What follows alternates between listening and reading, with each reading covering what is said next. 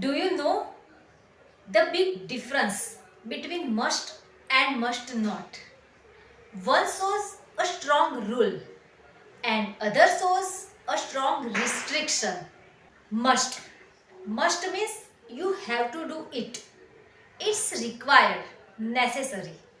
Example, you must wear a helmet while riding.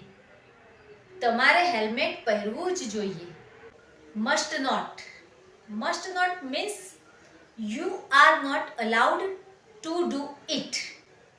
Example, you must not use your phone in class. તમારે ક્લાસમાં phone use કરવો ના જોઈએ.